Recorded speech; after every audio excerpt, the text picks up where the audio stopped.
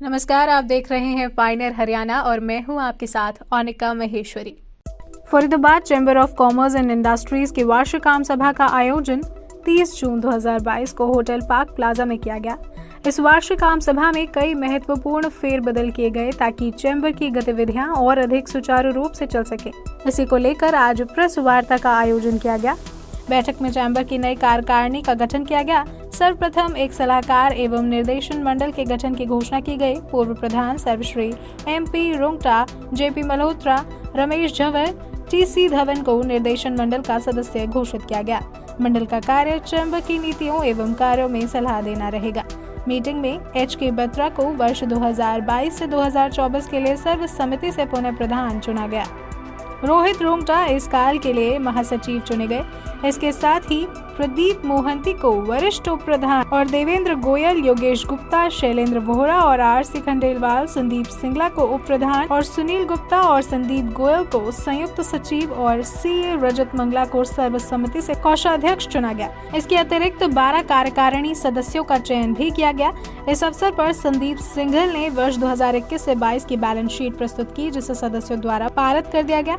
इस वार्षिक सभा में 65 सदस्यों ने अपनी उपस्थिति दर्ज कराई। पिछली गवर्निंग बॉडी के कार्यों की प्रशंसा करते हुए सभी ने आभार व्यक्त किया। आदरणीय मंत्री साहब से भूपेंद्र यादव जी से मिलने का हम प्रोग्राम बना रहे हैं।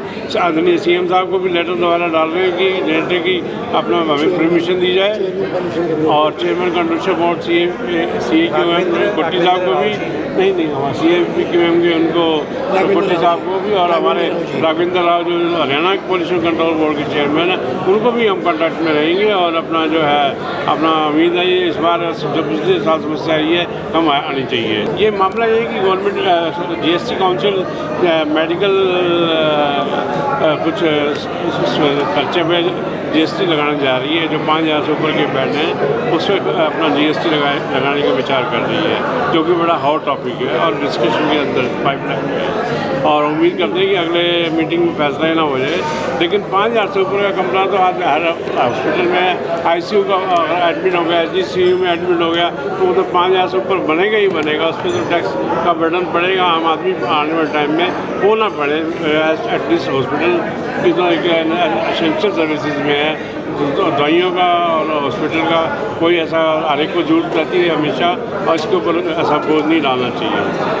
देखिए, जैसा आपको पता है Faridabad chamber of commerce and industry Faridabad का सबसे बड़ा औद्योगिक एवं व्यावसायिक संगठन है। इसमें सभी professionals and traders and manufacturers सभी इसमें हैं और एकमात्र संगठन है फरीदाबाद का जो इस प्रकार का एक सामूहिक संगठन सभी प्रतिष्ठानों का है।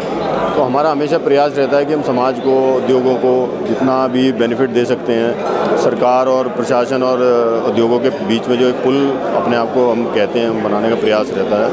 तो वही उसी कड़ी में आज जो कार्यक्रम आयोजित किया गया प्रेस कॉन्फ्रेंस का, उसका पर्पज़ ये था कि जो सन 2015 में हमारी बॉडी बनी थी तो बीच में कुछ सुविधाओं के चलते कोरोना पीरियड भी आ गया तो काफ़ी उसमें डिले हो गया था। तो रिसेंटली जो हमारी एनुअल जनरल मीटिंग हुई थी तो उसमें बॉडी का पूरा रीशफलिंग हुआ, नए पदाधिकारी नियुक्त किए गए, कुछ को प्रमोट किया गया, कुछ एडिशन किए गए, कुछ ने अपने स्वैच्छिक रूप से सेवानिवृत्ति ली उससे। तो उसी सभी की एक फॉर्मेशन को, क्योंकि मीडिया तो पूरे समाज की आंखें हैं, तो आपके माध्यम से हमने सूचना देने का प्रयास किया था कि सभी जो पदाधिकारी अब नए बने हैं उनके बारे में पता चले और चैम्बर की आने वाले समय में जो भविष्य में गतिविधियाँ रहेंगी उसके बारे में जानकारी देने का जो था वो है।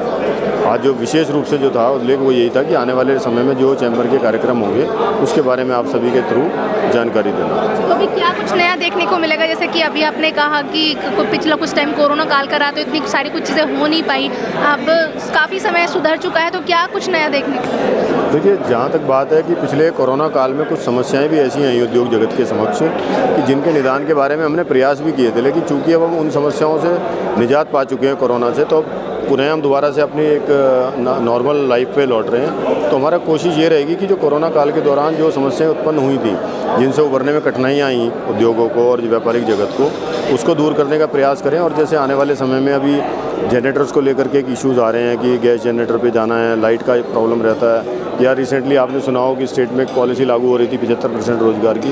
तो ऐसे विभिन्न प्रकार के मुद्दे हैं, उनके ऊपर हमने कमेटियाँ डिफरेंट एरियाज की गठित की हैं, वो उसके ऊपर काम करेंगी और संबंधित अधिकारियों से, राजनेताओं से, जो भी राजनीतिक नेतृत्व हैं उनके द्वारा उन समस्याओं के हल के रूप में प्रयास किया जाएगा।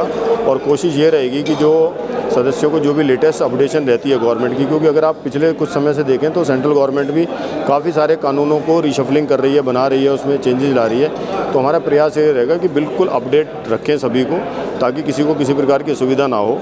और जैसा आपने अभी प्रेस कॉन्फ्रेंस में माननीय प्रधान जो हमारे हैं HK बत्रा जी, उनके थ्रू सुना भी होगा कि हमने हर फील्ड को स्पेसिफिकली कुछ कमेटीज़ में बांटा। राष्ट्रीय समाचार पत्र पायनियर हरियाणा पढ़ने के लिए डाउनलोड करें हमारी वेबसाइट पर प्रकाशित ई-पेपर। दिन भर की तमाम छोटी बड़ी खबरें देखने के लिए सब्सक्राइब करें हमारे YouTube चैनल को। वीडियो को लाइक, शेयर और कमेंट करना ना भूलें।